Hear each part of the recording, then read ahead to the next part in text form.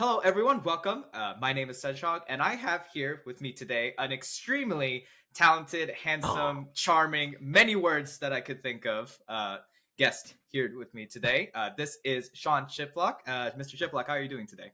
great, but please go on with that for another 10 minutes minimum as per our contract. I'm pretty sure it's required for me Yeah, to be, and yeah. I believe we have we had a under the table agreement about that. I'm sure. That's what they're calling it nowadays. Yes, Okay. exactly.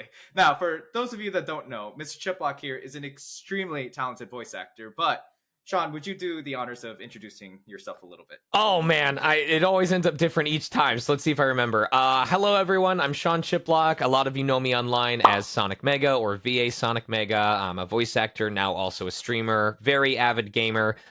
Streaming has especially expanded my repertoire of games that I have experience with. I have been doing the voice acting professionally since 2009, full time since around 2013. Have been stupidly blessed to work on so many cool things in the time since, many of which you may recognize, such as The Legend of Zelda, Breath of the Wild, and Tears of the Kingdom, and Age of Calamity. And the dating sim that's coming out in 2 years. That's not true. Persona 5, ReZero, JoJo's Bizarre Adventure, Part 5, Golden Wind, and even some indie projects. Like, for example, the most recent one I got to talk about was Astral Ascent, where I voice a blue wolf named Iki. So, it's not just studio stuff. I just love being a part of the craft, whether it's here or there, and I'm just always excited to get to help bring new worlds to life. Yeah. And so I want to go back a little bit because for those of you in the viewers that don't know, me and Sean here have a interesting connection because Mr. Chiplock here actually created one of the most popular Smash 4 tournaments of the time, along with two Oh others. man, If deep you cut. remember, Deep yeah, cut. Mega and that's Smash Mondays, baby. yep, Oh, and hold on. that's He wants to be in the interview too. Go ahead. Go ahead. Go ahead. And then your, obviously that's where Sonic Mega comes from. That was your Right. tag when you used to compete in Smash tournaments, if I recall Yes, well, correctly. the username Sonic Mega actually existed back when I was 12 years old, and I'm not making that up. That is something that I created because I needed to come up with a username to make an account on a forum I wanted to post on. Sorry, forum, I was not actually 13 when I told you I was 13. But that is when I was like, I'll take my two favorite video game characters and make a single username out of it, and that's how Sonic Mega came to be. And it's worked for me in all the time since. So it's 21 years old at this point. My username can drink. Yeah. Mhm. Yeah, I'm sure Mr. Chiplock's going to be very humble about this. But Mr. Chiplock, do you think you could take on the average person in a game of Smash? How do you genuinely Oh, feel average, about I would absolutely decimate them. In the time that has passed since I kind of fell out of the tournament scene, and the only reason that happened was because as the work picked up, I found myself with less and less available time. And I'll be honest with you, even if I wanted to nowadays, between streaming and auditions and vocally resting and stuff like that, I don't know where I would find the time. I'm married now. I got a wife that I love spending time with, but Oh, she also hates when I congratulations. kick her ass in Smash. So. Oh, I see. Um, I see. so my level of professional skill has kind of waned a little bit, but by now the muscle memory has kind of set in to where I can do very decently if I go to a lot of like convention tournaments and stuff like that for the cons that I am either a guest or just a regular attendee at. But if we're talking average Smash enjoyer, not a damn chance. Like if I play as a different character than my main, could be fair, could be fun. If it's the main, no. Well, you know what? Next convention we're both at, I'll take you on. We'll be grand finals together. How about I've that? had people surprise me as of late. The Yeah, the overall yeah. skill floor is increasing. I can imagine that. So obviously, being a big fan of Nintendo games because you love this so much, you would be Mhm. going to Smash tournaments and creating Smash tournaments. How did it feel to actually start working with Nintendo? With the earliest I can think of being Revali and Breath of the Wild, for Oh, I was example. terrified. So this is actually 100% true. The evening that I found out that I was going to be recording for Rivali or recording for these other characters, I got the email notifying me of the roles as I was parking my car for a Smash tournament. I kid you not. So I'm sitting there in the parking lot knowing that I have about 10 minutes left to do signups before they start the tournament, going, how the hell do I play it cool? It's like someone who's like just done, marijuana for the first time who's like, be cool, just act natural, act normal, don't go crazy. So I now had to walk into this building full of people that I had known for months, if not years at this point, and just not say a damn thing, because this was the biggest news that I'd received in my life up to that point. But I was scared, crapless. Like I can't even truthfully say that I was excited, because I've been around long enough. I know about the Zelda CDI games. I know about their infamy in the internet age. I know about YouTube poops. So when you tell me that I have been cast as not one but two characters at the time, it wasn't 3 yet, not one but two characters in a what is supposed to be the first canon voiced Zelda game, when the only other point of reference is one of the most mocked non-canon Nintendo games of all time, how do you respond to that except, oh boy? I was not able to go ahead. I can't even think. I didn't even realize that, because it's been so long since Breath of the Wild came out. It's like, yeah, they really didn't have voice acting. This is kind of like a new step in the direction for the future of the Zelda series. So, but thankfully it worked out the way it did for that. So, so that was when you received the news. Now, since you've worked with so many different companies, people talk about Nintendo kind of like the Disney of gaming companies in a way, kind of. It's like, how was the experience like working with them as well, like during the process? Well, a lot of people think that I worked hand in hand with Nintendo, when actually they were pretty hands off for most of it. The recording happened at one of the dubbing studio that got the contract to work on the game. And the director who guided me during the session was a director that I had worked with before, but was not a direct employee of Nintendo. The extent of my interaction with Nintendo was one of their higher ups sitting in on a Skype call when they were listening to the voice samples to make sure it was where they wanted it to be. And I didn't even know they were there at first, because when the director had me do samples for Revali, or when they showed me the character like video for Revali that I was going to use as a reference, I started squealing like a schoolgirl, because I was so entranced by how cool this character looked. And the director didn't tell me until later, but he's like, I thought it was so funny because we had folks from Nintendo sitting in on a call on my end, and they heard you geeking out about this character, and I'd like to think that they enjoyed hearing the passion that you had for the project. And I went, oh, okay. Like, I'm talking high pitch, high school girls squealing of just absolute joy, and they heard it from a very professional 27-year-old, very professional. But that's really the extent. I would tell you, I had more of a direct experience with Nintendo when I went to the Smash Invitational, the E3 Invitational that they held when Smash 4 was first coming out, because I got to get a photo with Reggie Fils-Aimé way back when. So that's that was more involved than it was for this project. It kind of sounds like Nintendo's like an Illuminati kind of, right? Just like secretly watching everyone, right? Like as the work goes on, There's only two ways to get in their building: get employed or get arrested. So, well, that's a good way to segue, because you did talk about getting arrested is a good segue. No. Well, you did mention that you were like kind of squealing like a little girl, right?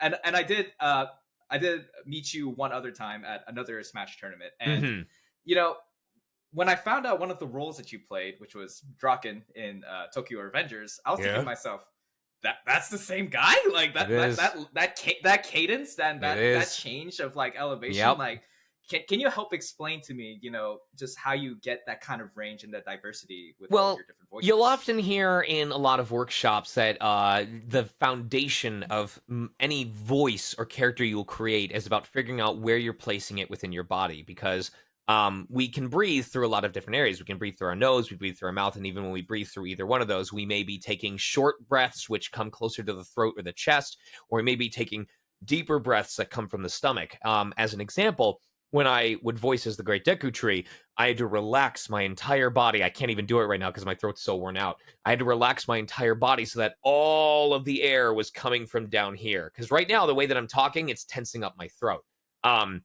My normal excited voice when I'm talking like this tends to be very nasal. It's very close to the front of the face.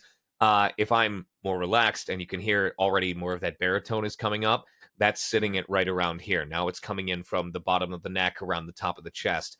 But if I'm incredibly tired, if I'm just very relaxed and on the couch and my whole body is sagging down, now it's coming from, I can't even say it's coming from the chest. Now it's kind of coming from the stomach as well. So, and this happens naturally. Like when I'm super excited, I tend to like tense, my throat closes up and that creates the higher pitch. But when I want to voice Draken, I have to open up that passageway so that it gets pulls down here. I'm trying to think of like how I do it, because a lot of it is just understanding your body and how it works. Right. But to give you the gradual process, I'll just do it all at once. So we're starting up here in the head, and then we're slowly moving it to the back of the mouth, and now we're moving it down to the throat, moving it down even further into the chest. And now as we bring it down here, now we have these wide open mouth movements that allow us to go deeper and deeper and deeper until eventually you can see I'm opening very wide and allowing, we're kind of getting into the Deku tree here, opening very wide and allowing all of that air to come up. Now we can manipulate it further, because if we take this wide open voice, but we constrict how much of it comes out, well, now you just got a character who's a bit sly. You know, you've got Draken from Tokyo Revengers. Or if you do it, if you constrict it so that the vocal cords are rubbing up against each other, maybe you can get a gruff voice instead. And now you have Teba, you know? So. Right. Yeah. This isn't even my list of questions, but do you have any singing experience? Because I can imagine I that's don't. very valuable. I get scared. That would be very valuable. I feel like you could do bass, tenor, baritone. I always feel like I can do the upper half of a lower octave and the lower half of an upper octave, but I can never actually do a whole octave range. I haven't been professionally trained. I know that getting singing training would help with having even greater mastery over my vocal range.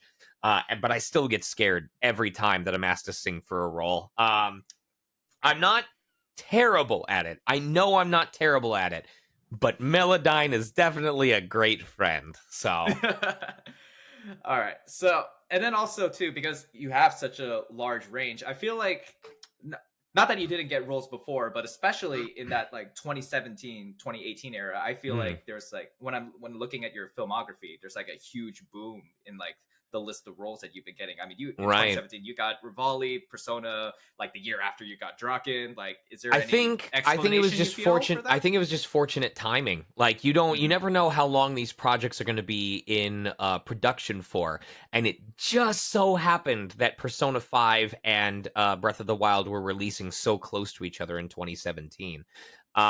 It's funny about Tokyo Revengers and even a little bit JoJo's Bizarre Adventure, because when I booked Subaru Natsuki for ReZero, I thought erroneously that was going to be the big break. I was like, they're going to see that I'm capable of playing a lead role and that I'm capable of exploring these different emotions, and I'm going to be the next Bryce Papenbrook, you know? Like, they're going to, this is going to be my time in the spotlight.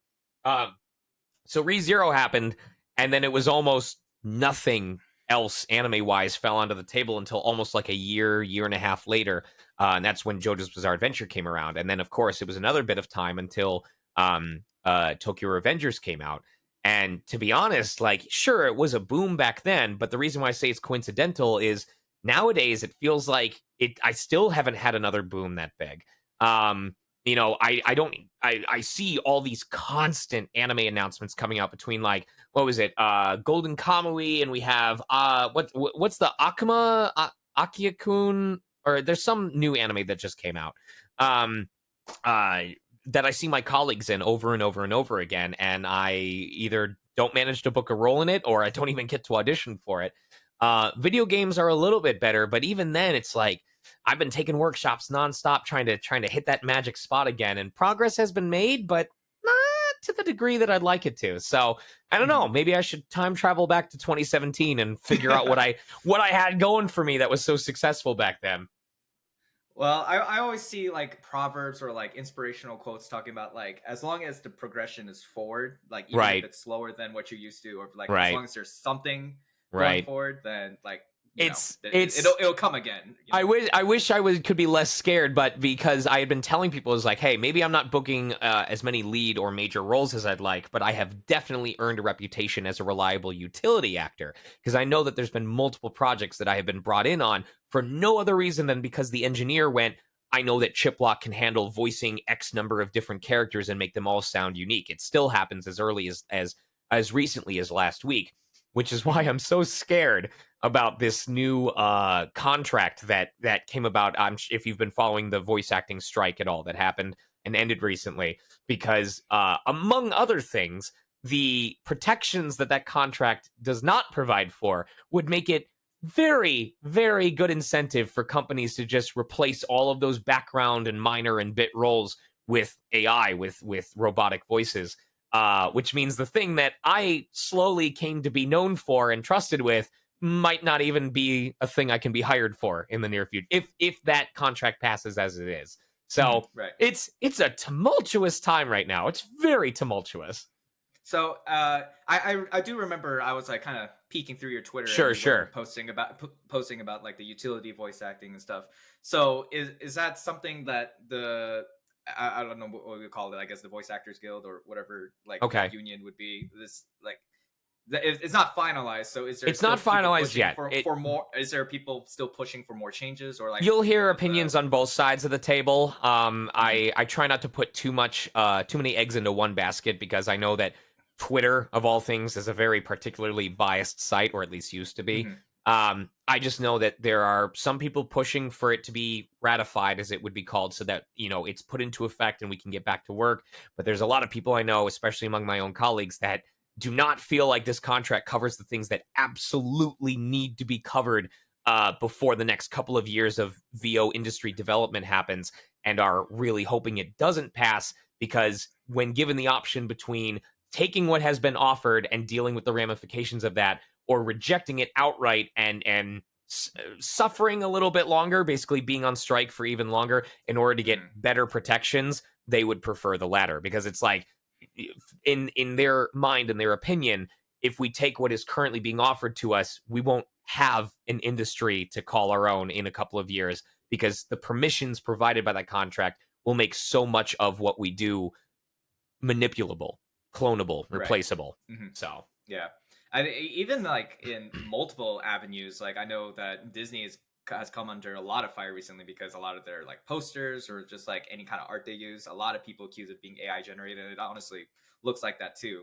And I kind of feel like, yeah, it is a dangerous territory that we are stepping into with AI and stuff like that. I guess I guess there's another question I could ask too. Sure. Like, I don't know if you've been on TikTok, but have you ever seen those like TikTok like AI voice covers of like different songs and stuff like that? I'm not surprised that those exist. I only come across them when they happen to get shared, usually in discussion regarding to like characters of ours that have been cloned using AI, and we're not very happy about that. But yeah. Okay. Yeah, the main question I wanted to ask was like, I'm sure the actors have a very specific feeling they have over, their voices being used for like these like independent, even if they're user-based projects, even if it's not a big company using it, like just showing how scary AI can be, Right. Yeah, no, I don't think I can think of any voice actor within my circle, so to speak, or my age range, that is jazzed to see samples of characters that they played being done via AI, because it's almost like a little bit of a loss of our autonomy, It's not it's watching our cadence and our performance style and our experience being used against us, and without our consent, to say things. I mean, sure, they may be innocuous right now, but what's to stop someone, once it's more refined, from using it to say incredibly racist or sexist or terrible things?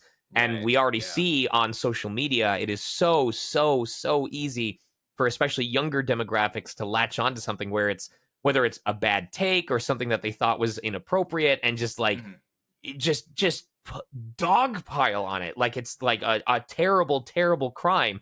And I am mortified at the thought that people so young and so impressionable and so easily, manipulated like that, could be presented with something, and someone goes, "Did you hear what this actor said? Did you hear what they did as this character?" And a lot of people just would rather jump to conclusions. It takes a lot of effort to do research nowadays.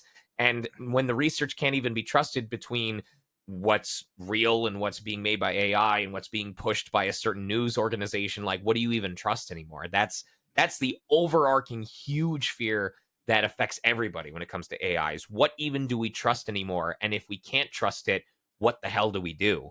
So, right.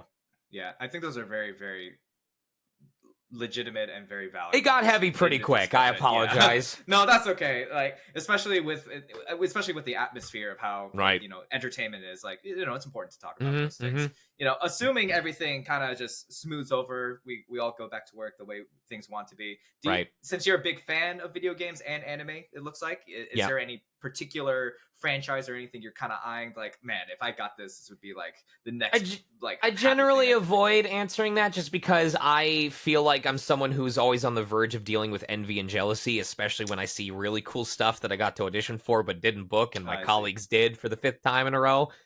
So I try to just be grateful for all the opportunities that I have and all the chances that I am entrusted. A very easy way for me to do that is to realize I think about the roles that I have had: Revali, Mishima Yuki, Subaru Natsuki, Draken. And I think for every gig that I got, that is a gig that someone, a dozen, 100 other people would have killed to have that they didn't. Every convention that I go to, that D-Luke was a reason why I got invited to it because of how big Genshin Impact is. I think to myself, who else would have killed to have the role that I got and have all the convention? I know colleagues who are in Disney shows, multiple Disney shows, that have not been invited to cons because those Disney shows don't have a convention market. It's not the right demographic for that. Right. So, but that being said, I have freely said that if Etrian Odyssey ever came back and got another installment, I would kill to just be a selectable male voice type that you can use when creating a character. Like, doesn't even have to be a story mode character. Just let me be a male voice type that you can assign to a pre-made or a character that you made for yourself when you're building your party. I would be over the moon for that. Okay. Well, it's good to have that like mindset too about landing the roles that you do get and being grateful. Right. So I completely understand too. Even when I was doing like Smash commentary back in the day, like being grateful for the roles I used to get, even if it's like, I didn't get this East Coast role or something like that, being able to just have TGG in the West Coast. I'm sure you relate to that at least a little bit. I do. All right, we're gonna shift the conversation a little bit. We're gonna talk about some more, personal and or fun stuff, depending on how you may look at it. You said that, you said that any territory might be potentially fair game. So sure. I had my assumptions, but I just wanted to double check, and I like surfed through your Twitter a little bit. So and doing some research, I saw that there was a time that you were part of a Twitch team called Wild Abandon, I think. Yeah, they've said that's legitimate, or it is. It was legitimate, but they have since fully disbanded. It was just the membership ended up growing a little bit too much, and I forget the exact reasons, but they decided it was best for them to just go ahead and disband before things got a little bit too chaotic. So I forget whether that stuff is still on my stream. I think I took it off by now. Now I'm gonna want to like open my OBS and just check. But it doesn't exist. I am currently looking for a different team. I wouldn't say I'm actively looking, but I am a free agent, so to speak. Gotcha. That was really just because I hadn't been a part of a team yet, and I didn't feel like I knew some of my voice acting colleagues enough to be a part of that. But there were friends I know who were in the fandom who were part of that squad, and I had interacted with them at conventions, and I also knew people who were part of that also took part in like the speedrunning community, especially Fastest Furs. And Fastest Furs is a charity organization that I have been consistently helping out as a volunteer host whenever I get hired by them for several events now. Like I would say probably closer to 10 than 0 at this point. So it felt like a good overlap opportunity for something that I'd have a good shot at. Right. And for the viewers that don't know, at least from what I could gather in my research, Wild Abandon was like a group of furries that were focused on like shedding positive light and like understanding in that community. Yeah, I think that was accurate. Either furries or just people who like to support the furry fandom, who were just like showcasing, hey, here's the kind of community we are, here's the fun that we have, here's the games that we like to play. Yeah, it was pretty open. I think part of why it ended up with such a big membership was because as time went on, it went from being a smaller niche circle to pretty much anybody that supported the fandom, and then the membership exploded from there. So right, yeah.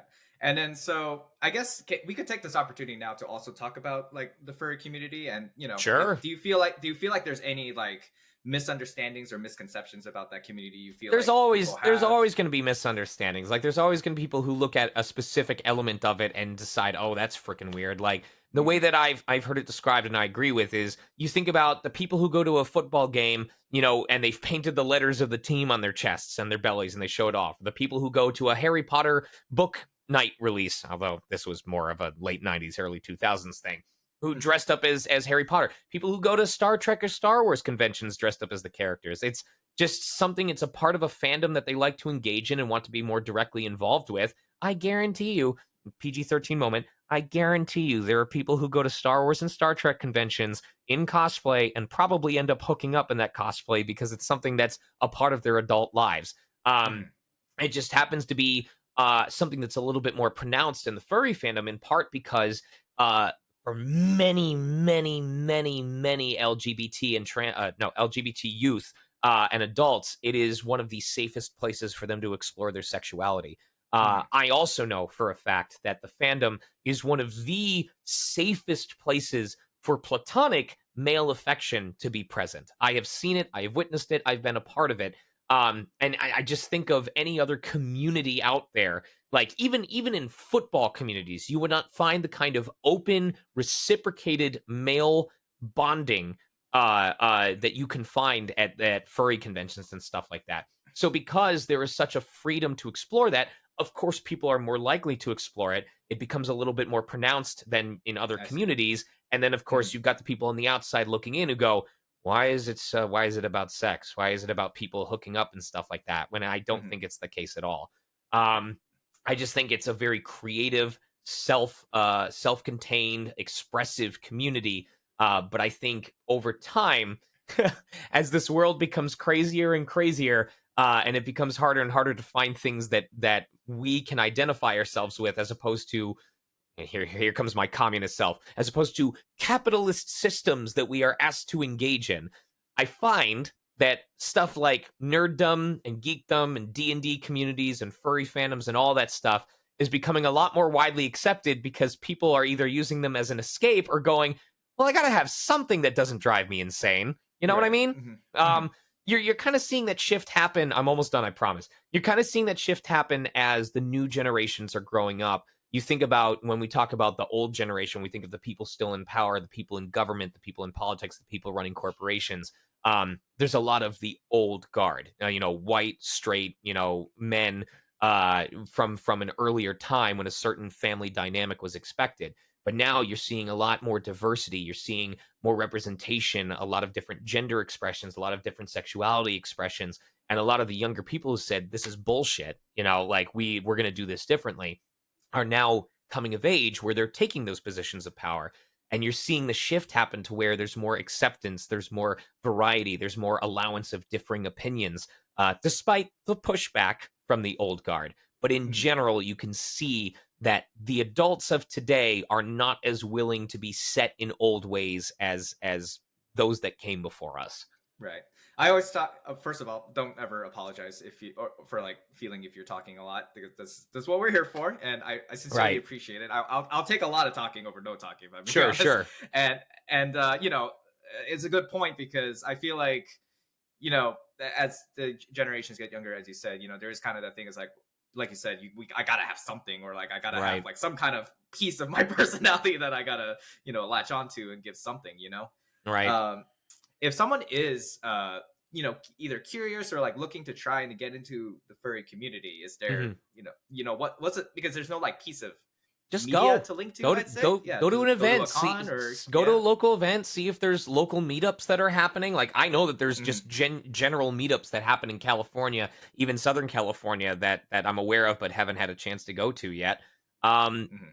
See if there's friends or artists that you follow sometimes it's as simple as that. Like I had a friend who ended up going to their first convention because they were like, this artist that I follow is going to be there, and I, either live close enough to the area or already know other folks that are going. I just want to go and hang out with them and meet up with this artist and give them praise for their hard work and everything like that. Um, Mhm. it's really, it sounds like very cliche advice when you put it that way, but it's no different than, how do I get into voice acting? How do I get into doing art? What if I want to start playing piano? You just fucking do it. You immerse Right. yourself in it. You decide how you feel. And if it turns out it's not your thing, if you go there and you're like, okay, well, the vibe's cool, but like when you go to a house party and you're like, all right, well, this was fun for the first 15 minutes, but this isn't my thing. And then you just go home. Then at least you have the knowledge that you tried. But I At least you feel know. right. But I feel like anyone who even looks at it from a distance, like, man, I wonder what it would be like if I were there. I feel like more often than not, you're going to go and then be like, why did I wait so long to do this? And this isn't just about like the furry community. I'm talking about stuff in general. If something is piquing your interest, you should just go for it while the passion is still there. Yeah, I sincerely agree too. Your suit of Pommy is fantastic, by the way. I don't know if I'm saying the name of that character correctly. What kind of animal is that, by the way? I was like trying to figure Serval. out. A what? Serval. Serval. Okay, I'm gonna look that up later. But yeah, do you make your own suits by chance, or do you commission them? God, no. I just bust my ass working hard so I can afford to pay to buy them. And even then, I'm incredibly lucky because the person who made that, to my knowledge, is not in good graces right now with anyone who isn't Korean, because I think there's like an abandoned list of like 6 or 7 other orders that they're supposed to be working on. And so I think the one that they made for Pommy is the last one that actually got officially sent out before they went AWOL on that side of the planet. So I see. Very, very, very lucky. Yeah, because I've definitely heard those fursuits are very expensive. But I've heard that it's funny too, because I've talked to some artists that like they take furry commissions, and then like people in the furry community will like tip like 300% or something ridiculous like that too. And that's another thing I respect about the community. Again, when you're that passionate about something and someone is willing to help bring your ideas to life, like I love how loose furries are with their cash. If you take on their specific request and you do a great job, they will fucking shower you with more than just praise. Yeah, so I can imagine. Yes. I want to know, was it he's technically not a furry. I guess he's more like an avian or a feathery. I don't know what the terminology is, but was there any like kind of coincidence when you saw Revali and was it kind of like I need to get this character now, or like was there any kind of connection to that? I've never given it much thought, and I don't think it's really related to the fandom specifically. I think it's related to a more core aspect of me that just enjoys animals in general. I grew up in a house with 2 dogs. I now currently own a house where I have 2 cats.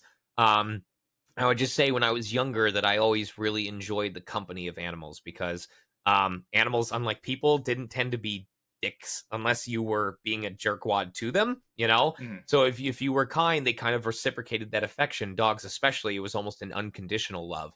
And so I think, especially during my formative years, I developed this mentality of, animals inherently are not evil, or like animals, I like being around them, I like being involved with them because they create good, happy feelings for me.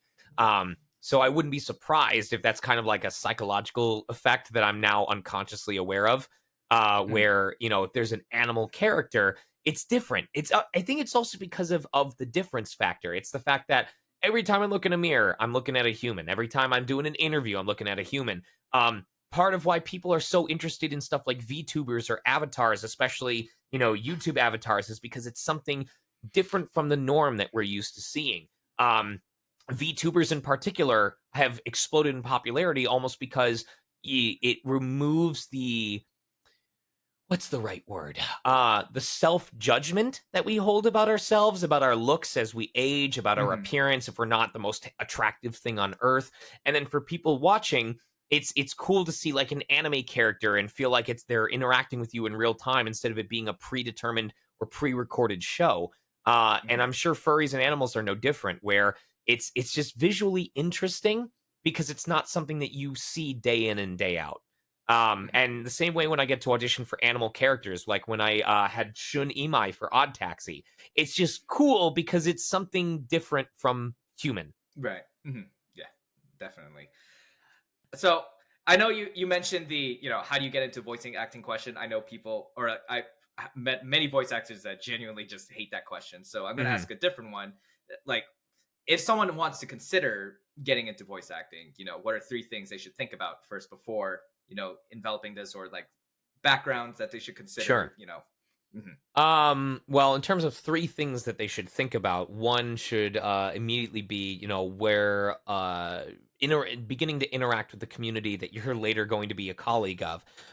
When people ask for sites for starting VO, I always mention, among other things, I want to be a voiceactor.com, which is a very, very, very extensive, informational site by D. Bradley Baker, but also Voice Acting Club, especially the Voice Acting Club Discord. Because that is a very prolific, very active community that is spearheaded by people who are now working professional voice actors and actresses that were the wannabe amateurs of 10, 15 years ago. You think Kira Buckland, Kimlin Tran, Michelle Deco, Dawn Bennett, myself. I'm trying to remember who specifically is on the moderation team, but it's like the active voiceover community online that's more than just an info site. It's an actual full, not clique, but community. In terms of stuff to think about on top of that, probably the other two that I would say is you need to understand what your natural strength is. Like, my natural voice is not baritone. It's not, okay? So if I were starting out in VO, I would not be building a portfolio of a voice in, Arby's. We have the meats, that kind of thing. That wouldn't be my forte. So understand what your core strength is. What is the thing you can do without even thinking about it? Not putting on a voice, not putting on a character. What is the personality or the character type that you can just, without even trying, play? And then you want to try and build it off of that, because that's how you're going to get your name out there. That's how you're going to start getting credits. That's how you're going to hopefully earn some money that you can use to take workshops so you can improve yourself in the other aspects that you're not quite good at yet. But probably the third one that I don't think enough people talk about is watch what the fuck you do online. Pardon my French, but no. I'm saying as someone who has seen it and someone who has lived it at times, because we're human. We're not perfect, but everything on the net is recorded. Like, the general rule of thumb is nothing that you say is private unless it's here in your head. All right. If you are DMing another person, if you are leaving a message on a private Discord community that only 4 other people are a part of, if you're doing a private tweet on your account, none of that is actually private. It is private as long as everyone who can see it honors that privacy. And all it takes is one person who decides to share it to someone else. We've all done it at some point because we said, oh, well, I trust this other person. I know that they won't share it. You don't actually know that they won't share it. So never say or do anything that you feel that you wouldn't be willing to back up. If you are saying something that you feel like you can only say in this company that you would hate for it to be public, or if you're doing something because you think no one is watching, there's always someone. There's always someone. And so that's why the rule of thumb is to be the best person that you can be at all times, because you have no idea how long those things are going to follow you around for. And it becomes exceptionally hard. Once you've royally screwed up, it becomes exceptionally hard to convince people that stuff that might get made up later on isn't also true, because as long as one of those claims is true, what's to stop other people from going, well, if that's true, this must be true. You know what I mean? Exactly. It compounds upon itself. Yeah, the concept of the digital footprint is very, very much something we have to consider nowadays. It's so difficult to. I am not on a high horse when I say this. I say this as someone who has fallen into the same trap. I think any generation, including our own, that grew up during the thriving of the internet era, or anyone that grew up afterwards who has known the internet the entire lives, does not have any goddamn clue how much of their information they freely give out publicly. Now, whether that's because we feel compelled to, because as actors or as performers, we feel like we need to be our own PR firm and that we need to engage and interact with our audience, or if it's because we want to find communities that accept us, or if it's because we just don't conceptualize how that could be used against us. There is so much that we just hand out for free to companies, to random strangers online, and a lot of it can come back to bite us under the right circumstances. So online presence, awareness, and accountability is huge and only continues to grow. Dang, those are some very heavy things to consider, but I do appreciate you going into depth on those things. Sure. On your long list of voice acting roles, is there any particular, I don't know if you're allowed to show favoritism, but is there any particular role that you hold particularly dear or special to you, or Not even because they're leads, but my rule of thumb is with every role I do, I try to find something to cherish about it for a couple reasons. But what I try to cherish is either if it was a new milestone that I accomplished, a challenge that I overcame, or something that I just knew I was going to knock out of the goddamn park, and I did it. Mhm. And I've had examples of all three, but it's also because everyone that I meet or anyone that comes to talk to me at a convention is going to have a different story. They're going to have a different connection point, something that they know me from or something that really spoke to them. And I never want it to happen where it's like they bring up a project and I go, "Oh, yeah, I was in that, I guess." You know, but what I really enjoyed was playing this guy. I don't want to be that kind of guy.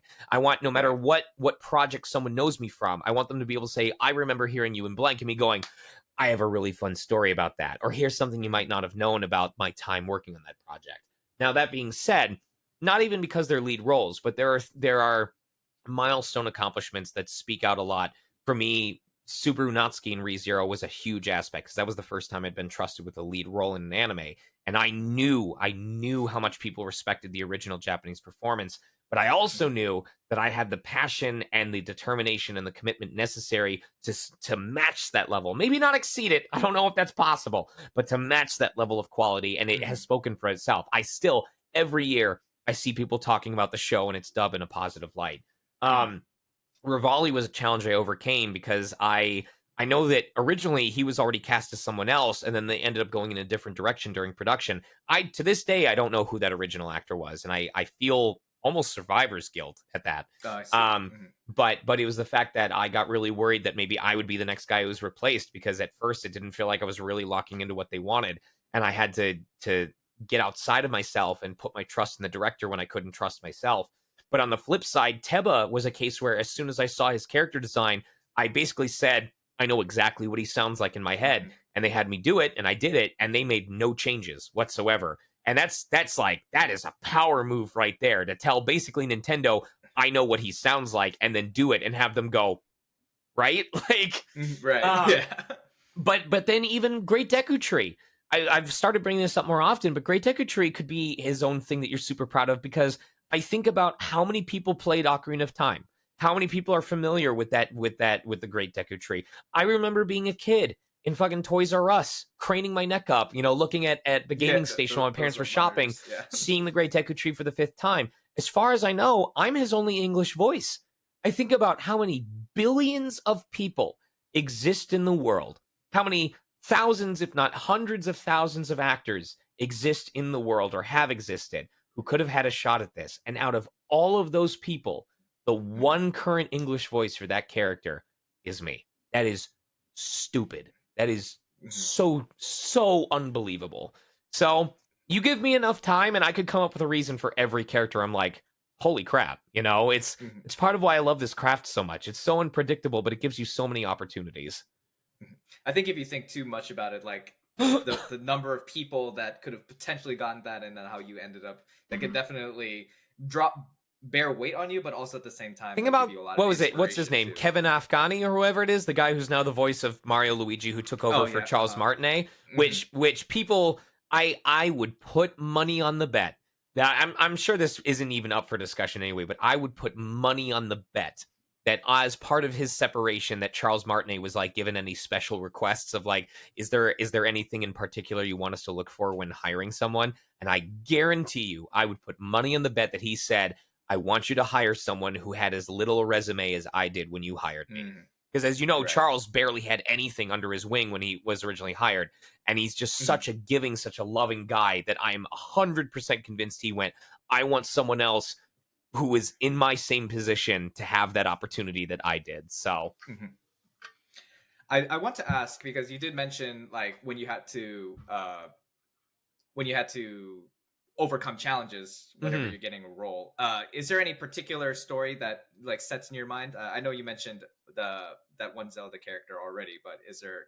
Or I guess was there something specific while that recording session was happening where you had when you said you had to trust a director It was just a or case any other of specific story? It Yeah. was just a case of I thought I understood the directions that they were giving and it didn't feel like I was. So at some point I just said, "All right, I'm going to leave my own brain and I'm going to just like turn myself off and just become a puppet that the director is able to move around."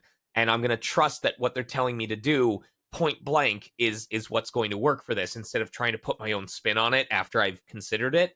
And then as we went along and I felt like I had a better understanding of the character, that's when I went ahead and took the reins back slowly and went, okay, I've got my hands on this. I think I get now what you were going for. I'm going to go ahead and try and go back to letting my brain work with the information that you're giving me. So even now, every role is a new opportunity. There's always going to be, ideally, there should be some familiarity with roles I've done before, but they're never going to be exactly the same. No one has ever hired me and said, you know what you did for Revali? Do exactly that. Just do that all over again. But I have played snarky characters since playing Revali. I have played hopeful, youthful protagonist types since playing Mishima. I have played badasses since playing Draken. So there will always be familiarity, but it's about figuring out what makes this character, their world, their scenario unique to them that helps keep it from becoming stale. You mentioned earlier, like, you could find a story with like any character that you've played, basically. I remember when we met at 2GG Civil War, you did give a little story about Kiyotaka Ishimaru from Danganronpa.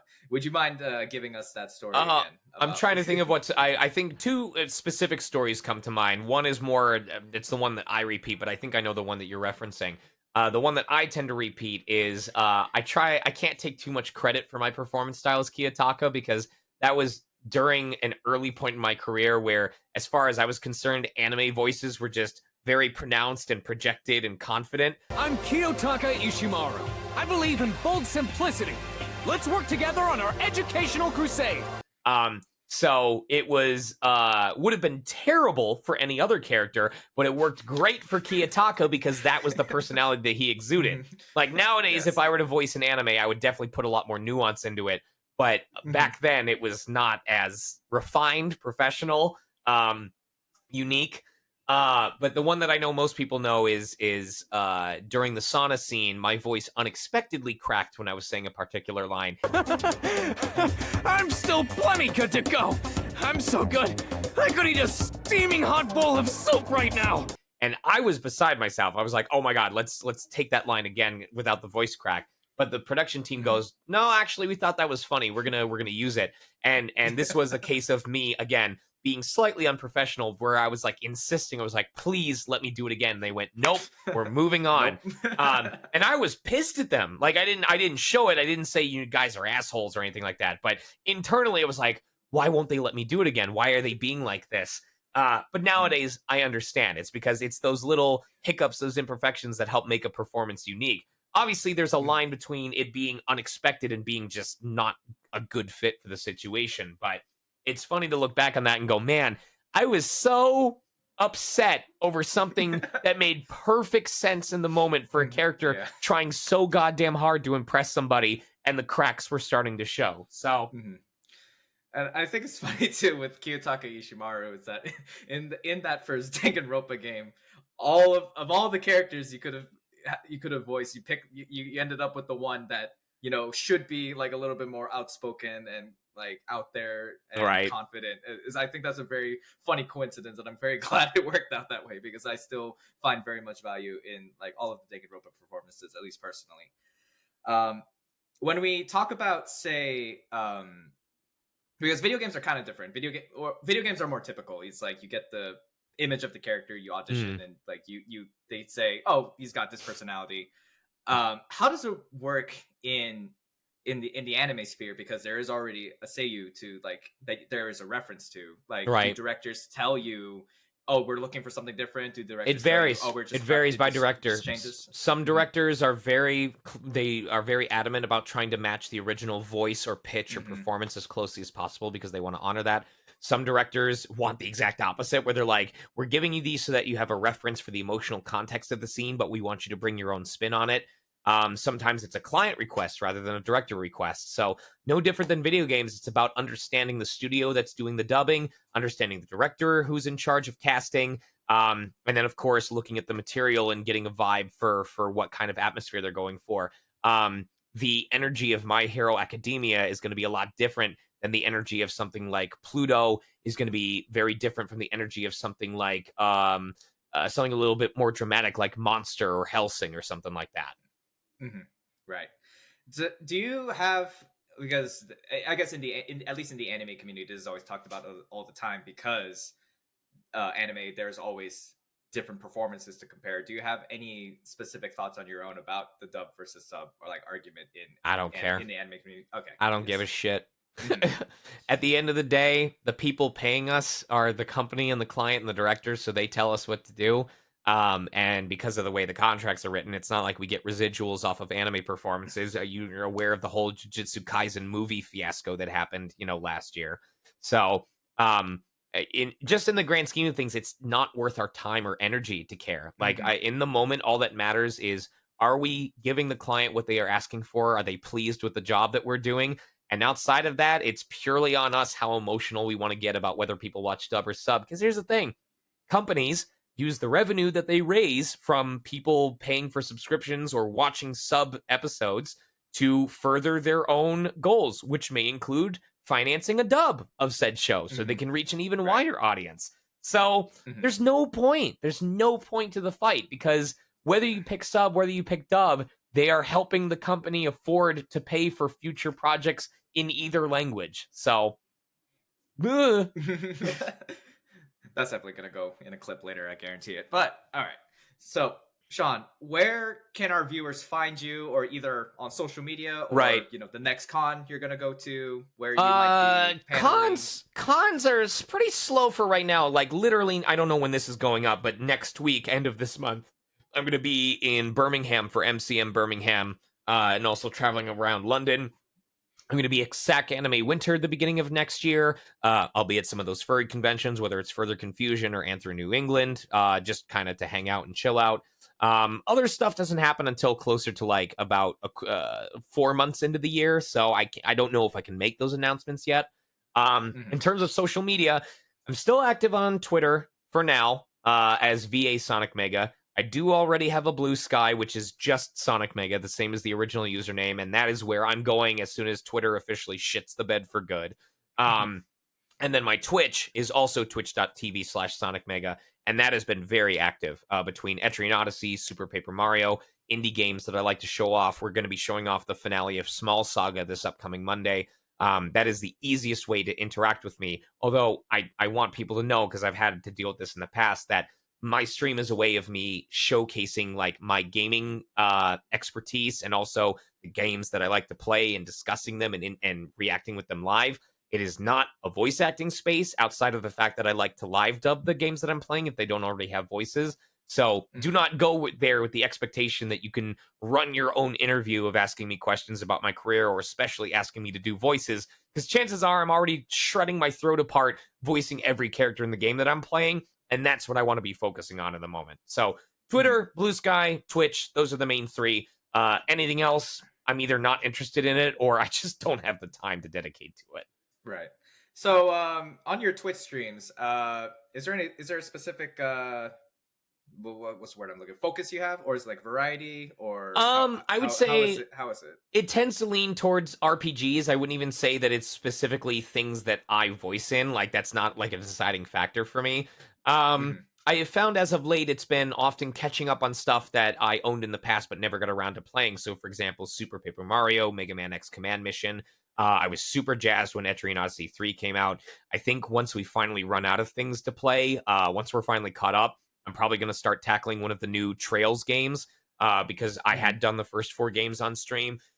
Just with how much shit is coming out on any given year, at this point, it's pretty much a guarantee that there's going to be something I find where I'm like, ooh, once I'm done with this game, I want to replace it with this game, because this looks cool as hell. So, yeah. Honestly, with how fast video games release, and like if you have an interest in many genres, it's kind of like game over for a lot of us, because that backlog, like just a JRPG alone is like what 120 200 hours depending on how much you want to like commit into it. So for me, it's like Paper Mario Thousand Year Door remake's coming out. I'm eyeing that.